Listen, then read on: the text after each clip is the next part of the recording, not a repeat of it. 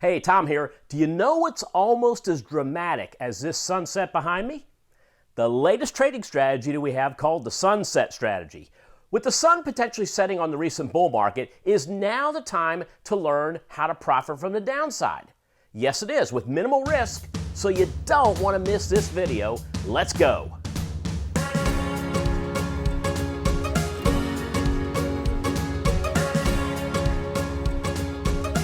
Hey, Optionetics Power Profit Traders, this is Tom Gentile here. Welcome to Tom's Trading Room, where we take alternative views in the marketplace other than simply buying and holding stocks. Do me a favor right now and hit that like button below. It helps support the channel. On this side, you'll find a subscribe button. Hit that and ding the bell next to it, and you'll be notified every time we upload a new video. Okay, so I've been talking to my buddy Mike Wade, who created a sunrise strategy for the channel a few weeks ago. We had some incredible response to it, and with the market recently pulling back, I asked him, can he set something up for us for the sunset? And if the sun's setting on this market, how can we take advantage of the downside without a lot of risk? He's created it. It's called the sunset trade, and let's talk about it. Mike, take it away. Hello, this is Mike Wade, Chief Options Strategist for Tom Gentile, and welcome to this video featuring Tom's tools. In this video, we're going to talk about the market sunset trade, fast profits on a dropping market. In the past two videos, we've talked about how we can make money on the passage of time when the sun rises, and now we're looking at a market that's dropping. I'm going to tell you why I think the market's got further downside, and going to show you two ways to profit with high probability and quickly should the market continue its slide, which I do think it's going to do. Tom and I and many other traders really love bearish markets. There is no such thing as shooting fish in a barrel when it comes to trading, but it certainly does get close when the markets are posturing as they are now. So let's get started and profit on this sunset market. So how do I know the markets are going to drop further? They've been dropping, but how do I know they're going to continue to drop? Well, I got 10 reasons for you.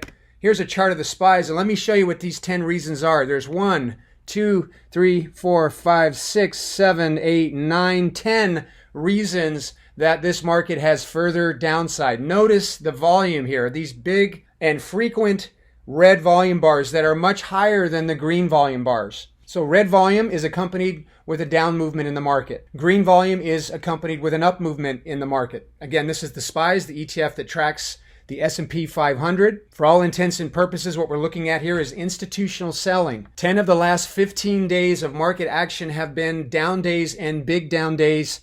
The bounces, the bullish bounces, the green bars are anemic in comparison. This doesn't go away overnight. Institutions are dumping stock, and they're certainly not going to just turn around and start buying stock at this stage. I would say for the next couple of weeks, probably into the election, we're going to see further downside in the markets. Now, stock traders, those that own shares, have portfolios of stocks, 401ks. You know, we could be in another situation that we were in back in February, March of this year when the coronavirus hit. It could be that again, all over again. The pattern is very similar indeed. So that's why I'm bearish. I think there's further downside, and I am excited. This is a perfect opportunity for us to hop in and get into some of our theta positive strategies. Two strategies we've already spoken about over the last two videos that I've done. And these strategies enable us to profit as time passes. So theta positive means we're profiting with the passage of time. And we're going to do that in a couple of ways. There are iron condors. We have butterflies. The two strategies we're going to employ right now, right here, right now, are credit spreads and calendar spreads.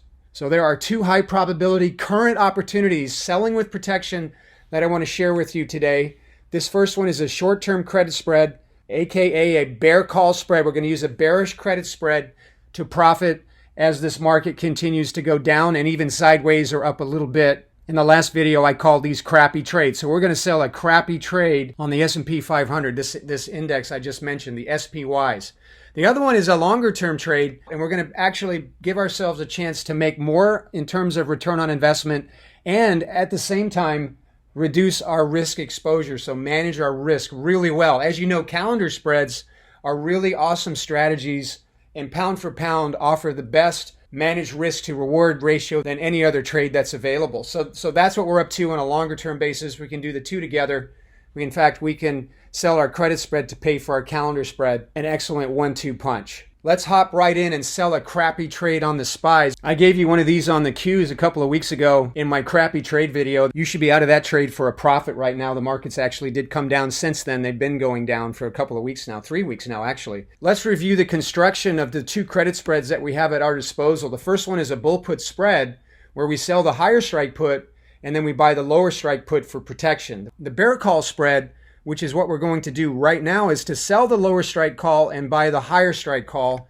And we're going to do that for a credit. And we're going to make money anywhere below the short strike. So let's take a look at a chart of the SPYs. And remember, my system is to look for breakdowns through support on above average volume. So look at this support level right here. It was support up to this point. This is at 330 on the SPYs. On this day here, the SPYs broke below 330 on above average volume. The next day, they popped up on low volume. Look at this low volume as it approached this 330 level, which was resistance at this stage. It was repelled by 330, and then yesterday the SPYs fell away again on high volume, well away from 330. So this resistance level at 330 is exceptionally strong and a perfect place to sell a crappy trade. So check out this crappy trade. If you were to buy a 330, 331 long call spread, that spread is going to make money as long as the SPYs rise from here. We're not expecting that. As I said before, we're expecting further downside. So this is a crappy trade. If you bought that, you'd probably lose money. It would be a very efficient way to lose money, especially if you did an 8-day trade, which is what we're going to do here. So instead of buying that trade, we're going to sell it. So this is the crappy trade, selling the 330 call and buying the 331 call. And this trade will make money anywhere below 330. That means if the market continues to tank, which I believe it will, we're going to make money and faster. If the market goes sideways, we're going to make money. And even if the market goes up but stays below 330, we're going to make some kind of money. So that's a really high probability proposition, particularly given the bearish posture of this market. Let's take a look at the actual trade then. Here it is. This is our credit spread. We're going to be selling the October 2 330 call. Again, this is the SPYs, remember. This is an 8-day trade. These options expire a week from Friday on October the 2nd. We're going to protect ourselves by buying the higher strike call. The entry credit for this trade is now $35 or 35 cents per contract, and our maximum risk on this trade is 65. So this gives us the opportunity to make 53.85% profit on this trade. Now remember, when you position size your credit spreads, position size according to maximum risk. So per contract, we're risking $65. So if I have $500 of maximum risk that I want to put into this trade, then I would position size this to, let's call it 7 contracts. So I'm going to up the contracts to 7. And I'm going to hit my risk graph button. And now we're looking at a trade that has at risk $455. I'm not going over 500. That's my maximum risk. Let's take a look at this risk graph, and you can see the picture is really beautiful. We have strong resistance right up here at that peak. That's right around 330. There's your 330 level, and we're making money anywhere beneath that. As time erodes from 8 days to 6 days to 3 days to expiration, tick, tick, tick, here's our profit. Time is eroding, and that's making us money. In fact, we can see our theta up here, and this theta number is telling us that with every day of time that passes, we're making $9.93, and that number will get bigger and bigger as we get closer to our expiration on October the 2nd. Scrolling down to the bottom of the screen, we can also take a look at probability of profit. This particular credit spread offers a 70.1% probability of profit, and that statistical probability doesn't account for super strong resistance at 330. So stated clearly, this trade has a higher than a 70% chance of profit. So let's review how we manage these trades. First off, let's talk about the loss side. If the stock starts to recover, we don't want to be in this trade way up here, especially as we approach expiration. This is where maximum loss lives. So our exit rule is going to be when the stock closes above this break-even line, which is right there, then we're going to get out. So in this case, that's right about here, and that would represent a $175 loss, give or take a few dollars, which is a lot less than our entry credit. So our managed reward to risk ratio is less than 1-to-1, which is really excellent. Now on the profit side, it's a good idea to buy your spread back for 10% of what you originally sold it for in a good till cancel order. In that case, this would be 3.5 cents. Let's just round it up to a nickel. Put a good till cancel order in to buy the spread back for 5 cents. and that will capture 30 cents of your maximum profit on this trade. So once again, this is the summary of credit spread exit rules for this particular trade. Your profit stop is to buy back the spread for 10% of your original credit. We rounded that up to 5 cents. Put that in as a good till cancel order. And then the stop loss is if the stock closes above the break even, exit the trade, and your managed risk to reward ratio will be less than 1-to-1. In other words, your loss will be less than your original credit. Now, of course, if the stock does gap up for some reason, that is a possibility. You might end up losing more than that. But this rule still remains: if the stock closes above the break even, buy back your bear call spread. All right, so one of the disadvantages of credit spreads is that the maximum profit over risk or return on investment is going to be smaller in exchange for higher probability. And now what we're going to do is use a calendar spread to increase our potential return on investment and all the while manage our risk to a very low level. So what we're going to be doing here is a SPY out of the money put calendar spread. Let's review what a calendar spread is. First off, they're typically used in a sideways fashion where we have a profit zone and we're expecting the stock to stay in a zone. We have this upper break even, we have this lower break even. Those break evens form a backyard, and as long as the dog is in the backyard, time ticks, and we're in this profit cone. As time ticks away, we're making more and more money. Now, so that's assuming the stock's going sideways, but we can also use calendar spreads in a directional fashion. So let's take a look here.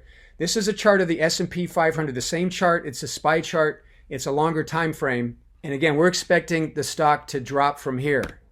Where are we expecting it to go? I think 310 is a good 2-week target. So this over the next couple of weeks, I see us in the 310 area. We might even drop down to 300. Now, if I was to put a normal sideways calendar spread on this thing, I might be putting my calendar spread right where the stock price is, right there, and I would make money as long as the stock were to actually just go sideways. So similar to what a catcher does in baseball, where the catcher will place the mitt where he wants the pitcher to pitch the ball, we can do the same thing with our calendar spread and put our calendar spread where we think the stock may go next. If we're thinking that we're dropping to 310 over the next couple of weeks, then this would be an excellent place to place our calendar spread. Imagine that the SPYs drop right down to this 310 level, right into the cone of profit in our calendar spread.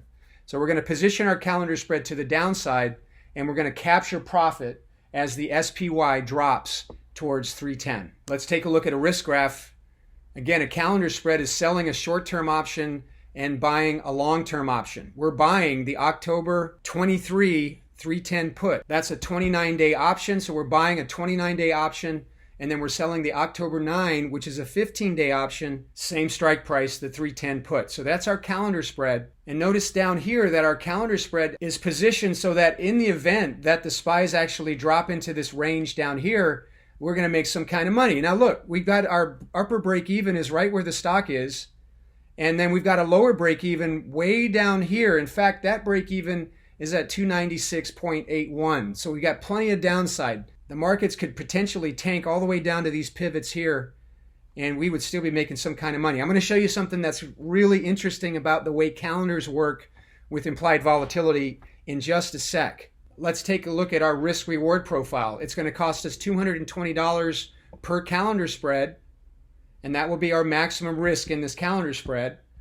My maximum profit on the trade is $475 though. That's a whopping 215.96 potential return on investment, which is a lot higher than our credit spread. Like any trade, be sure to position size accordingly. If we were at $500 of max risk in a trade, we would position size this at 2 contracts, and that would give me $440 of total risk in this calendar spread. Worst case, if all hell breaks loose, you're only going to lose $440. Remember, you have rights and obligations that cancel each other out. Let's take a look at the Greeks. Now, of course, just like our credit spread, our theta is a positive $7.30, and that theta number will get higher as we approach expiration. My delta is a negative 12. Now, that's good because I'm expecting the stock to drop, and the negative 12 under delta says that for every dollar the stock drops, at least for the first dollar, I'll make $12.03. I've also got a positive Vega number of 2256. This is the Greek that's going to make the most difference, at least initially, until we get closer to expiration. This trade is very sensitive to IV fluctuation. So what do you think is going to happen to the implied volatility as the market starts to correct? Well, it's going to do what it did there. It's going to do what it did back in February and March. We're going to see the IV rise. So the IV prognosis in the event that the SPYs continue their drop is that the IV will rise. And for every percentage point the IV rises, we'll make $22.56. Now with Tom's tools, we can actually estimate that. So let's just say we're expecting the implied volatility to go up by 25%, maybe back up here. Let's say we're looking for a 25% increase in the implied volatility. Let me show you the original risk graph. You can see here, the break even is right where the stock is, just beneath it. If I pump up my IV by 25%, I can use this IV multiplier to do that. By changing the number from a 1 to 1.25, that pumps up 25% more implied volatility. Watch what happens to my risk graph when I do that. I'm going to click my risk graph button and look what happens to my calendar spread. It puffs up, the break-evens widen. My maximum profit in the trade also increases. This is with the IV variation factor. Our potential profit increases to 294% potential profit in the trade. Our max profit rises to $1,294. And that happens because of IV rush. So this trade is lined up perfectly on the delta front, on Vega, on Theta. All of them are working for us in the event that the SPYs actually do drop into our profit zone. So once again, we're buying 2 of the October 23 310 puts. We're selling 2 of the October 9 310 puts for $2.20. You might pay a little bit more than that. Use your own discretion. Depending upon when you watch this video, the price is likely to change. But you get the idea, hopefully. This is a really smart trade based on these current market conditions. I'm going to return the IV back to 1 because I want to demonstrate something for you here. Let's talk about how to exit this trade. So here's the way you want to manage this thing. First off, if you double your money on this calendar spread, and again, this is only a 15-day trade now. This thing starts dropping, you're going to see profit immediately. Get out of this trade if you double your money. That's one way to manage it. If you're more advanced, you might choose to go after more than 100% of this potential profit. Again, that profit number will rise if IV rushes in, which it will do if the SPYs actually drop. So you want to get out at a profit around a double. If the stock starts to move down through this lower break even, not likely in the next 15 days, it is possible. But again, your IV, your break evens will widen. You certainly don't want to be taking any loss down to the downside. So if we get below this lower break even, and again, it will move further away if the stock begins to drop, but certainly get out if we cross below this lower break even, wherever it happens to be. And then the other exit on the loss side, and this is probably the best news, is I'm going to use this pivot point here, which we're going to call 331. So if the SPYs close above 331, which would be right in this area here, and notice that potential loss in the trade would be $86 out of a $440 expenditure, which is less than 25%. Let's call it 20% managed risk on this trade. That to me is the best part. So in summary, get out of the SPY, out of the money put calendar. If the SPY closes above 331, or if the SPY closes below the lower break even, not likely to happen, but it is possible. If you double your money, consider getting out. And then, as with all our calendar spreads, be sure to be out of your calendar spread with 2 days to go before expiration. That would be by close on Wednesday before expiration. All right, there's 2 ways for you to profit on this bearish market. While most people are seeing lemons, we're making delicious lemonade. Hopefully you enjoy some. Have a great month, and I'll see you next time.